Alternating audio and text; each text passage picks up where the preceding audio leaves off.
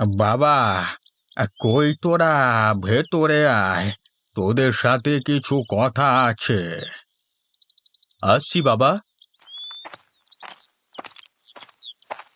এসেছিস তোরা? হ্যাঁ বাবা, তুমি কি যেন বলবে? আমার শরীরের অবস্থা ভালো মনে হচ্ছে না। আমি মনে হয় আর বেশিক্ষণ বাঁচব না। আমার চলে যাওয়ার সময় হয়ে গিয়েছে। এমন কথা বলো না বাবা, তোমার কিচ্ছু হবে না। আমাকে তোর মা তার কাছে নিতে এসেছে। আমাকে আমাকে যেতে হবে।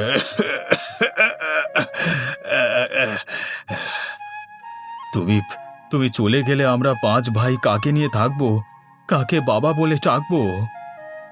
মৃত্যুর আগে তোরা আমাকে একটা কথা দিবি। কি কথা বাবা, বলো। তোরা আমাকে কথা দে, আমি মারা যাবার পর তোরা সবাই একসাথে থাকবি, কেউ আলাদা হবি না। কথা দে। বাবা, তুমি বেশি কথা বলো না, সবকিছু ঠিক হয়ে যাবে। না বাবা, তোরা আমাকে কথা দে, তোরা কখনো আলাদা হবি না, না হলে আমি মরেও শান্তি পাবো না রে। কথা দিলাম বাবা, আমরা কখনো আলাদা হব না। কথা দিলাম বাবা। হ্যাঁ বাবা, কথা দিলাম। এখন আমি নিশ্চিন্তে চলে যেতে পারবো।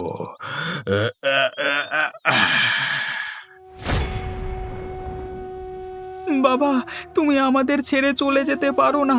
কথা বলো বাবা, কথা বলো। আমাদের আমাদের কার কাছে রেখে গেলে বাবা? এখন আমরা কি করব? ফিরে এসো বাবা, ফিরে এসো। কান্না করে আর কি হবে? বাবা তো আর ফিরে আসবে না। চল, বাবার শেষ কার্য সম্পন্ন করতে হবে। বাবা চলে গেছে কয়েকদিন তো হয়ে গেল। ঘরে তো এখন চাল ডাল আনাজ তরকারিও শেষ হয়ে গিয়েছে। এখন আমরা কি খাবো? কোনো একটা ব্যবস্থা করতে হবে, না হলে আমরা না খেতে পেয়ে মারা যাব। কিছু একটা তো করতে হবে। তোরা আমার কাছে আয়। কানু, তুই ওখানেই থাক। কি বলবে তুমি? আমরা সবাই মিলে কানুকে দিয়ে সকল কাজ করাবো। তাকে দিয়ে রান্না করানো, কাঠ নিয়ে আসা সহ সমস্ত কাজ তাকে দিয়েই করাবো। আমরা চারজন বসে বসে আরাম করে খাবো। তাই ভালো হবে। তাকে আমরা কেন ইনকাম করে খাওয়াবো? সেই খাওয়াক আমাদের। কানু, শোন তো।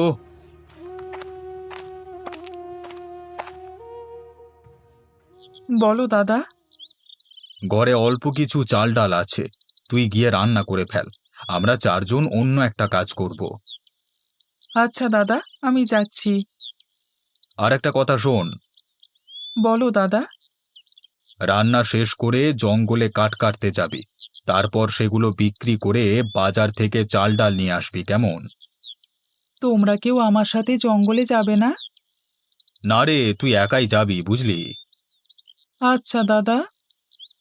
রান্না শেষ হয়ে গেলে আমাদের ডেকে নিবি, আমরা এখানেই বসে আছি। ঠিক আছে দাদা। দাদা, আমরা কি কাজ করব? কোনো কাজ করব না, শুধু খাবো, ঘুমাবো এবং তাস খেলবো।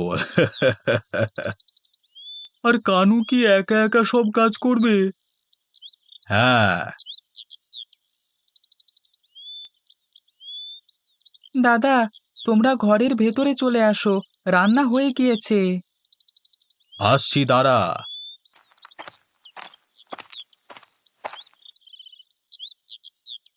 এত তাড়াতাড়ি তো রান্না হয়ে গিয়েছে? হ্যাঁ দাদা। তোর কাজে আমরা খুশি হয়েছি, এভাবেই কাজ করে যা। নে, এবার খেতে বেড়ে দে দেখি। দিচ্ছি দাদা। দাদা, আমিও তোমাদের সাথে খেতে বসি। উম, উম, না না, তুই পরে খেয়ে নিস। এখন খেতে বসলে আমাদের কিছু লাগলে বেড়ে দেবে কে, বুঝলি না? আচ্ছা দাদা। জগে পানি শেষ হয়ে গিয়েছে, যা বাইরে টিউবওয়েল থেকে পানিটা নিয়ে আয়, যা। যাচ্ছি দাদা।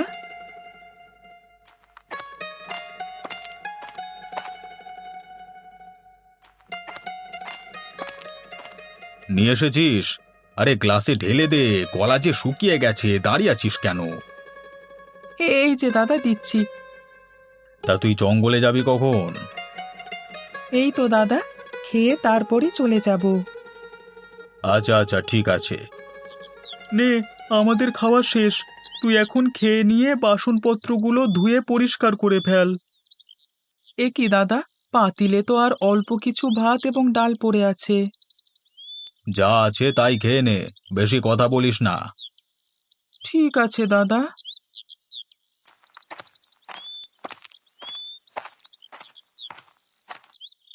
কি ব্যাপার?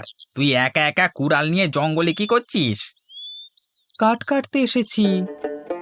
তুই জানিস না এই সময় জঙ্গলে কোনো মানুষ থাকে না? তাছাড়া এই জঙ্গলে মানুষও কম আসে। কাঠ না কাটলে তো আর টাকা পাবো না। কাঠ নিয়ে বাজারে বিক্রি করে চাল ডাল কিনতে হবে। তা তুই একা আসলি যে? তোর ভাইরা তোর সাথে আসলো না? তাদের নাকি অন্য কাজ আছে। ও, তা বেশিক্ষণ এই জঙ্গলে থাকিস না বাবা। শুনেছি এই জঙ্গলে ভয়ঙ্কর সব প্রাণীরা বসবাস করে, মানুষ দেখলে খেয়ে ফেলে। হ্যাঁ হ্যাঁ। আমার কিছুই হবে না, তুই বাড়ি যা। আচ্ছা, তুই তাহলে থাক, আমি চলে গেলাম, কেমন?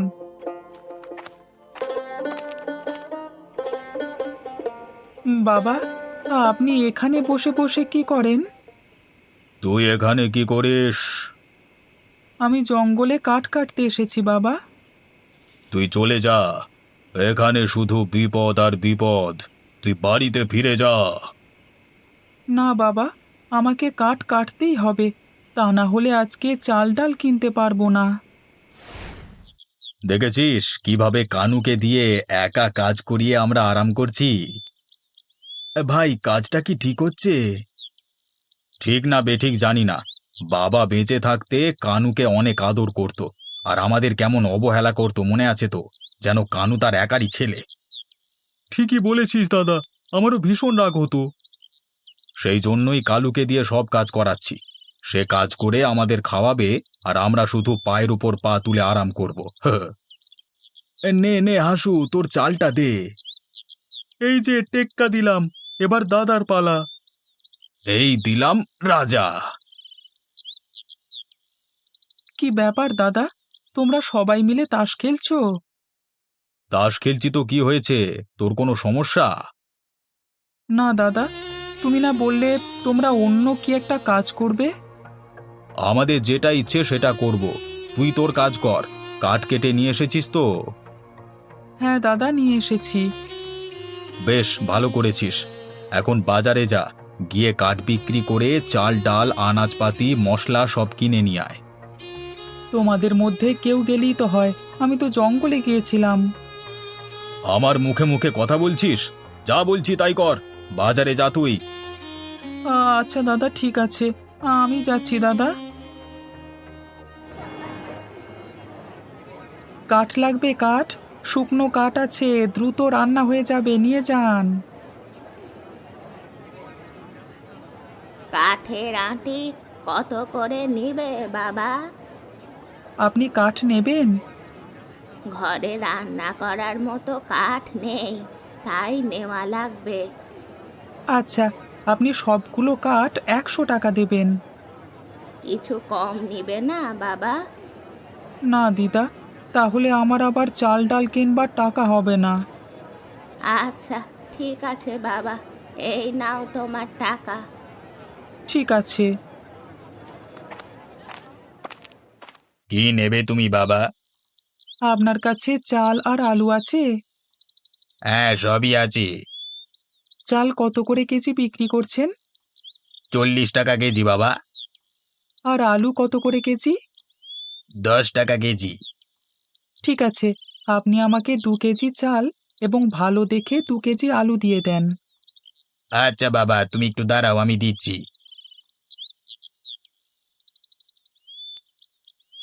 কি ব্যাপার দাদা, তোমরা এখনো ঘুমিয়ে আছো কেন? ঘুমিয়ে থাকলে তো সমস্যা কোথায়? তুই কাঠ বিক্রি করে চাল ডাল কিনে নিয়ে এসেছিস তো? হ্যাঁ দাদা, নিয়ে এসেছি। ভালো করেছিস। এখন তুই রান্না বসিয়ে দিকে যা। ঠিক আছে, বসিয়ে দিচ্ছি। তোমাদের মধ্য থেকে কেউ ঘরটা ঝাড়ু দিয়ে দাও। কি বললি? আমরা ঘর ঝাড়ু দেব? তোর সাহস তো অনেক বেড়ে গিয়েছে। আমাদের ঘর ঝাড়ু দিতে বলছিস? চুপচাপ ঘর ঝাড়ু দে তুই। তোমরা তো সারাদিন বসেই থাকো, একটু কাজ করলেও তো পারো নাকি? আমরা কি করব না করব সেটা আমরা বুঝবো। তুই এত কথা বলছিস কেন? বেশি কথা বললে বাড়ি থেকে বের করে দেব। ভুল হয়ে গেছে আমার, আর হবে না। মনে থাকে যেন। মনে থাকবে। এখন যা, রান্না বসিয়ে দে। রান্না হয়ে গেলে ডাক দিবি। তার আগে আর ডাকাডাকি করবি না। ঠিক মতো ঘুমাতে দে আমাদের। আচ্ছা দাদা।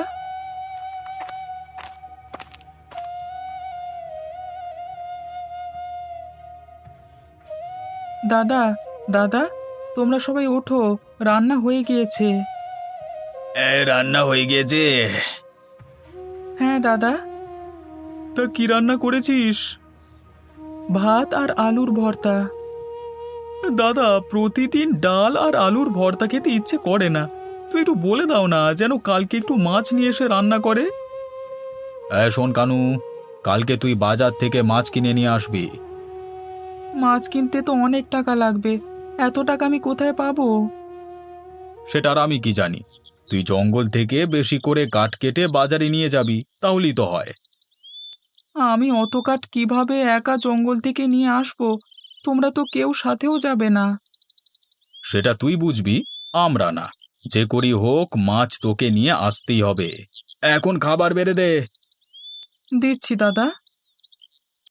না, এত কাঠ মনে হয় আমি একা মাথায় তুলতে পারবো না। এই জঙ্গলের আশেপাশে তো কোনো মানুষও দেখতে পাচ্ছি না যে কাঠগুলো আমার মাথায় তুলে দেবে। কি যে করি আমি? কেউ আছেন? আমাকে একটু সাহায্য করুন না। কাঠ না নিয়ে গেলে তো মাছ কিনতে পারবো না। যে করি হোক, সব কাঠ আমাকে নিয়ে যেতেই হবে। কে তুমি বাবা? এখানে বসে আছো কেন? আমি কানু, এখানে জঙ্গলে কাঠ কাটতে এসেছিলাম।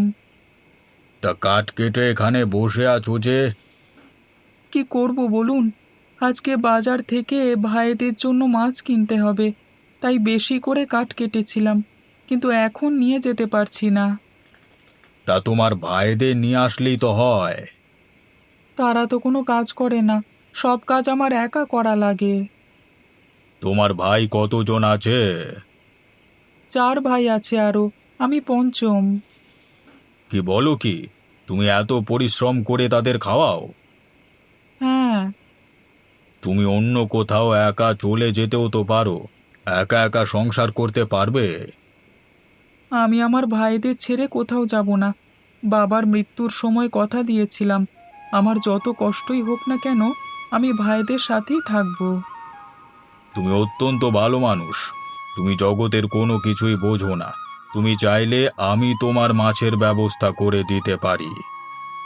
কিভাবে সাধু বাবা?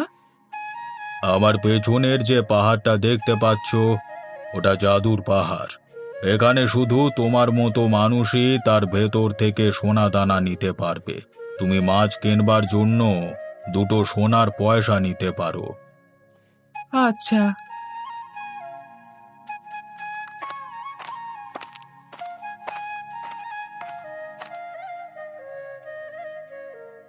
তুমি তো আরো বেশি সোনাও নিতে পারতে, লুকিয়ে নিলে না কেন? আমার মাছের জন্য 2টো সোনার পয়সাই যথেষ্ট, তাই বেশি পয়সা নিইনি। বেশ, এখন তুমি বাড়ি গিয়ে মাছ কিনে তোমাদের ভাইদের সাথে খেও। আসি তাহলে। এসো।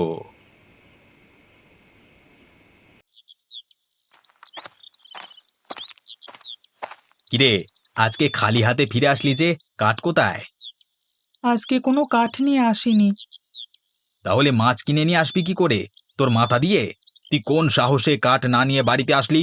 এই, কাঠ বিক্রি ছাড়াই আজকে মাছ কিনে নিয়ে আসবো। আরে কিভাবে তুই কাঠ বিক্রি করা ছাড়া মাছ কিনে নিয়ে আসবি? টাকা কোথায় পাবি? এই দেখো। দেখি দেখি, এটা কি তোর হাতে? পয়সা। আরে এ তো সোনার পয়সা। তুই এই সোনার পয়সা কোথায় পেয়েছিস? নিশ্চয়ই কোথাও থেকে চুরি করেছিস। না দাদা, জঙ্গলে এক সাধু বাবা আমাকে এর সন্ধান দিয়েছে। আমি অনেক সোনার মধ্য থেকে এই দুটো সোনার পয়সা নিয়ে এসেছি। অনেক অনেক সোনা মানে মানে মানে আরো আরো সোনা আছে? হ্যাঁ হ্যাঁ। আমাদের ঘরের থেকেও বিশাল সোনার স্তূপ। বলিস কি? কোথায় এত সোনা রাখা আছে? জঙ্গলের ভেতরে একটা জাদুর পাহাড় আছে, তার ভেতরেই সোনা রয়েছে। তুই আমাদের সাথে চল, সব সোনা আমরা নিয়ে আসবো। চল না রে। না দাদা, এত লোভ করো না। আমাদের দুটো সোনার পয়সা দিয়েই মাছের ব্যবস্থা হয়ে যাবে। মাছ দিয়ে আমাদের হবে না, আমরা রাজা হব রাজা। তুই চল আমাদের সাথে, চল। না দাদা, আমি যাব না। না গেলে আমরা চারজনই যাব, আমরা বড় লোক হব। চলো দাদা, চলো। তোমরা যেও না দাদা, তোমাদের পায়ে পড়ি, সেখানে তোমরা বিপদে পড়বে। তোর কোনো কথাই আমরা শুনবো না, আমরা যাবই। না, আমি ওদের আটকাতে পারলাম না। দাঁড়াও, তোমরা চারজন কোথায় যাচ্ছ? আমরা চারজন পাহাড়ের ভেতরে যাব। আপনি কে? আমি এক অধম ব্যক্তি। তোমরা এখানে কি করো? কিছুক্ষণ আগে আপনি যে ছেলেটিকে সোনার পয়সা দিয়েছেন, আমরা তার বড় ভাই। ও আচ্ছা, তোমরাই সেই চার ভাই যারা কোনো কাজ না করে ছোট ভাইকে দিয়ে সব কাজ করাও। তোমরা বসে বসে খাও, তাই তো? তাতে আপনার কি? আমাদের ভাই, আমরা বুঝবো। আপনি এখান থেকে যান, আমরা পাহাড়ের ভেতরে যাব। পাহাড়ের ভেতরে কোনো অপবিত্র বা পাপী মানুষ প্রবেশ করলে আর বের হতে পারে না, তারা ভেতরে আটকে মারা যাবে। আমাদের আপনি কোনো কথা বলি আটকাতে পারবেন না, আমরা যাবই। সাবধান করে দিলাম, তোমরা ভেতরে প্রবেশ করো না। এখান থেকে জানতো আপনি জ্ঞান দিচ্ছে। দাদা, এখানে তো শুধু সোনা আর সোনা, এত সোনা আমি কখনো দেখিনি। আমি তো পাগল হয়ে যাব, এত এত সোনা সব আমাদের, আমরা রাজা হয়ে যাব। সবাই মিলে সোনা বস্তায় ভরো, সবগুলো নিয়ে চলে যাব। আমাদের এখন কেউ আর আটকাতে পারবে না, সারা জীবন বসে বসে খাবো। এ কি দাদা, দরজা তো বন্ধ হয়ে গেল, আমরা এখন বের হব কি করে? এই এই তোরা দরজা খোলবার চেষ্টা কর তো। কোনোভাবেই খুলছে না। বাঁচাও, কেউ সাহায্য করো, আমাদের ভেতর থেকে বের করো, কেউ সাহায্য করো। দাদাদের কত করে বললাম, বেশি লোভ করো না, পাহাড়ে যেও না। তারা কোনো কথা শুনল না, তারা এখনো ফিরল না। কোনো বিপদে পড়ল না তো? মনে হয় তারা সকালের মধ্যে চলে আসবে। সকালে না ফিরলে আমি জঙ্গলে গিয়ে তাদের ফিরিয়ে নিয়ে আসব।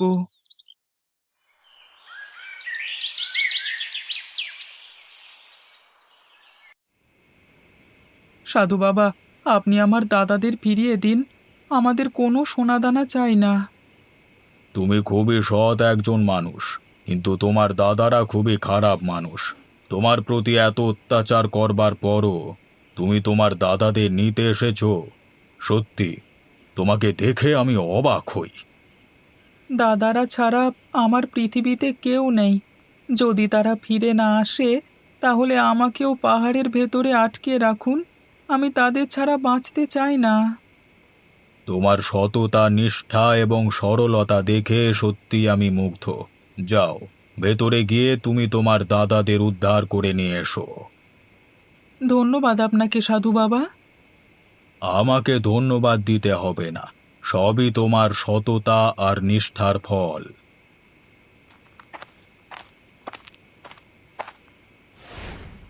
তুই এসেছিস, আমাদের দয়া করে বের করে নিয়ে যা। হ্যাঁ রে ভাই, বের করে নিয়ে যা আমাদের। তোমরা চিন্তা করো না, তোমাদের নিয়ে যেতেই আমি এসেছি। তোমরা সব সোনাদানা এখানে রেখে একে একে বের হও।